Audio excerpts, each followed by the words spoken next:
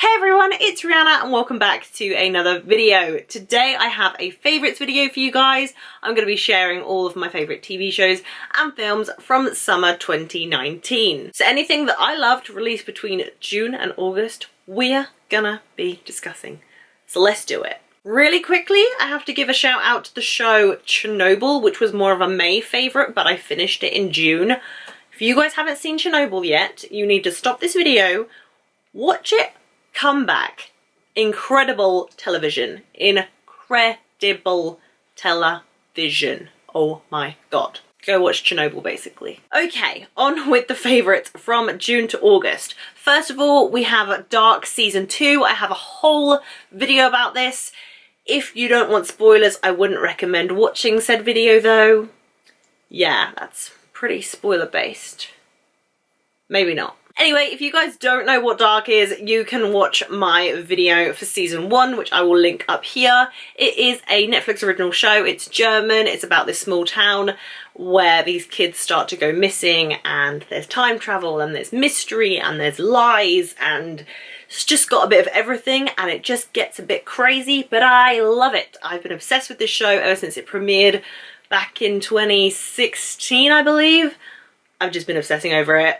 I love Dark. It just gets better and more confusing, but more rewarding, and I just love that show so much, and I don't know how I'm going to wait for season 3 to come out. But Dark, on Netflix. Watch it. Another TV favourite of mine that came out in July, it's pretty obvious, but it's Stranger Things season 3. I absolutely loved this season, also made a video about it, you can go watch it here. If I could go back in time and watch season 3 of Stranger Things again, I totally would. It was just the perfect season for a summer, because obviously it's based over the kids' summer vacation, and it was just the best summer fun, honestly.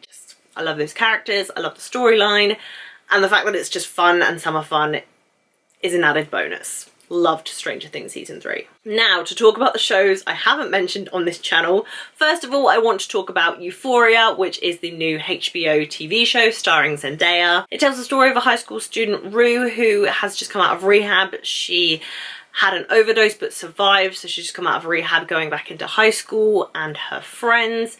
And there's this new girl in her school called Jules who she befriends and starts to have feelings for. There's also this student called Nate who isn't the good guy he kind of appears to be. And it's kind of the behind closed doors story of all of these characters' lives. So Rue's life and all of her friends' lives. So if you've seen the TV show Skins, it's a little bit like that. So each episode focuses on a different character, but there's also like a continuing storyline throughout the TV show. I had heard so much hype about Euphoria, so obviously I had to sit down and watch it. Once I'd seen the first episode, it was just binge from there, really. It's a graphic show, but I also think it's probably one of the most accurate TV shows that represents high school and teenagers in this day and age. The acting's incredible, the cinematography's incredible, the soundtrack's great.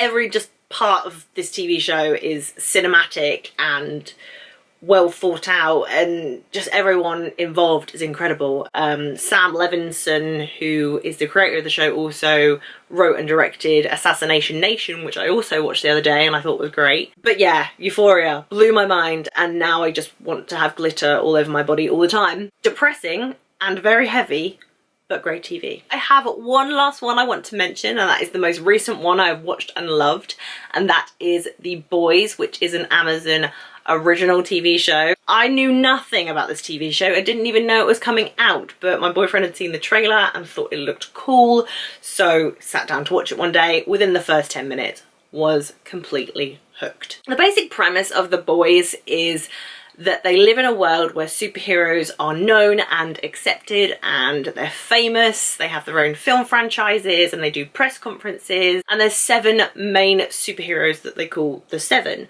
So you have Homelander, who's sort of the Captain America of the group.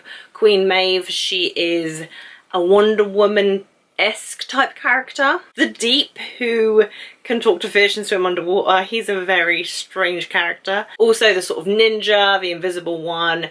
You get the drift. The sort of stereotypical type superheroes are in this TV show as the Seven. We follow a character called Huey whose girlfriend is involved in an incident with one of the superheroes, and he meets this guy called Billy who is also investigating them, and they sort of team up to form a vigilante group against these superheroes. And at the same time there's this woman named Annie who has superpowers, and she is joining into the Seven, known as Starlight, and she kind of finds out that being one of the Seven and a superhero isn't all that it's cracked up to be. It's good to know the premise of the show because it'll intrigue you, but you really want to go in knowing nothing because some crazy shit goes down in The Boys.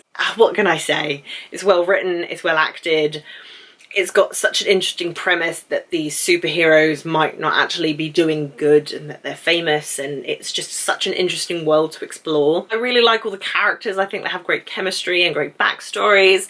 For having just one season of a show, it's really, really impacted me. I loved it from the get-go.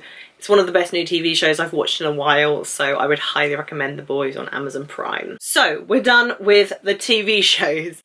There was a lot of new TV this summer, and it was great, so I had to talk about it. Moving on to the movies of summer 2019.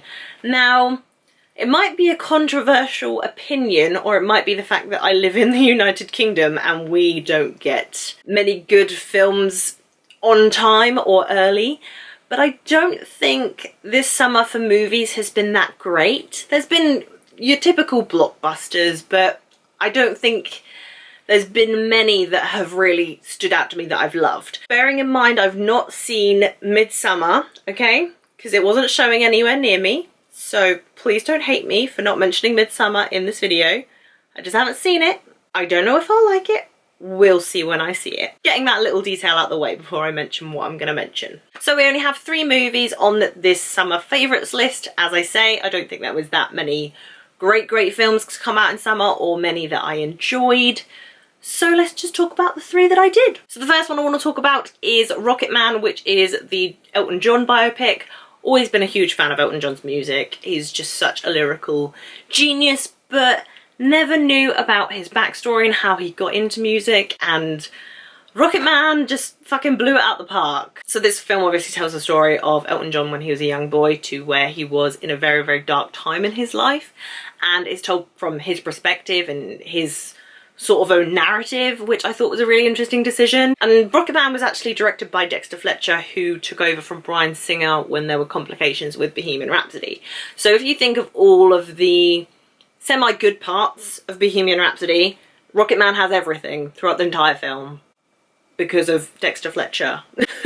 I mean, Taron Egerton as Elton John, flawless, couldn't fault him. Just, Dexter Fletcher is such a creative mind, I think, and the way he directs this film is, I loved it. I loved the narrative and how it goes in and out from songs and different periods of time and just telling his story. I just thought it was fantastic. The costumes, the music, obviously Taron Egerton, amazing. Rocket Man did everything right for me that I want in a musical biopic, and I really think it respected Elton John and his legacy and where he is now, and it really sort of tells you the truth of the struggles that he had. So yeah, Rocket Man, really loved that one. So happy it got great reception and good reviews because it deserves all the credit it's getting. The second movie I really liked this summer is Spider-Man Far From Home. So Spider-Man Far From Home is the first Marvel film to come out since Endgame.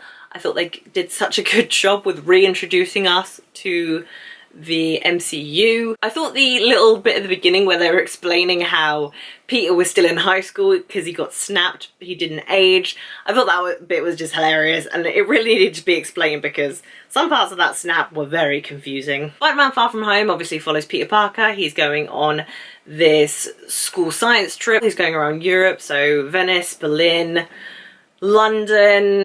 Peter just wants to take a break from being Spider-Man, but he can't really do that when this enemy called the Eternals come to attack all the different places he's at, and obviously he can't not do anything because he's Spider-Man, and Nick Fury comes in and says, you know, everyone else isn't available, so you're gonna have to do it, kid. We learn that these Eternals are from a different dimension, and we have Jake Gyllenhaal's character Mysterio come in, And that's all you need to know if you haven't seen the film. I don't want to ruin anything for you. But I just had so much fun with Spider-Man Far From Home. I love the humour.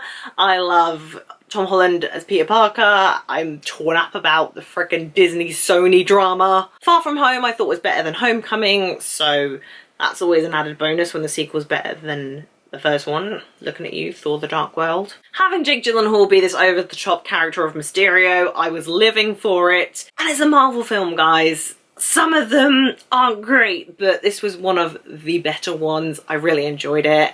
It was just a fun sequel, and holy shit, those last two end credit scenes. Oh my god. Marvel really went there with those ones. Probably the best end credit scenes I've ever seen. I just had a blast watching Spider-Man Far From Home. Sue me. And last but not least on the list of my favourite summer movies of 2019, you kind of saw it coming, guys. It was going to have to be on this list, and that is Once Upon a Time in Hollywood, the 9th film by Quentin Tarantino. I just thought I had to say that because the posters all say that for some reason. I was highly anticipating this film. I love Quentin Tarantino. I loved the concept behind it. Leonardo DiCaprio and Brad Pitt as an actor and his stuntman going about their time in the 1960s in Hollywood. I couldn't have asked for more, really. Those two absolutely killed it in their roles. Brad Pitt especially, I think. He was incredible in this film. He just gets better and better with age. Leo, obviously great. Apparently that scene in the trailer where he fucks up his lines and he's just going crazy was totally improvised, so love Leonardo DiCaprio for that. Quentin Tarantino just has like a slick and humorous style to his films that I just absolutely love. This film takes place in 1960s Hollywood, and you have famous faces like Roman Polanski, and Margot Robbie plays Sharon Tate, and you've got a mixture in there of Rick Dalton trying to pursue his career as kind of a dying actor, and Margot Robbie, Sharon Tate, and the Manson family, and that whole storyline. It's a lot to handle, and it is a 3-hour-long film, but oh, those last 20 minutes, man, the payoff was so worth it. I did think the film was a tad too long, maybe in the middle bit. That was dragging a little bit, but as I say, last 20 minutes, flawless. I think other than the pacing, the only fault I have with Once Upon a Time in Hollywood is that it's a very niche time period. And if you know nothing about the Manson murders or Sharon Tate, then most of this is going to go right over your head. You're not going to understand what's going on. The film assumes that you know what went on. So yeah, if you don't know about that, the film's probably not going to be for you. I knew about that, so I really liked this one. Quentin Tarantino, writing genius, directing genius, everyone acting wise was incredible. Just thoroughly enjoyed this film. Last 20 minutes, as I say, perfect. It's quite sad that I can only think of 3 films that I really enjoyed this summer, but to me, autumn time is really when all the good films start to come out. You have summer season with all your blockbusters and whatever, but autumn is really the time where everything good starts to come out. So hopefully we'll have lots of films to talk about in September and October and November, because that's when all the Oscar contenders start to come out. I'm so excited. But until then, those were my TV and film favourites for summer 2019. I hope you guys enjoyed this video. Let me know down below in the comments what you enjoyed during summer 2019. Of course, if you like this video, please be sure to give it a thumbs up, and if you haven't already, please subscribe to my channel. All my social media links, including my Twitter, Facebook, Instagram and Letterboxd, are down below in the description if you want to come follow me. And thank you guys so much for watching. I will see you very soon. Bye!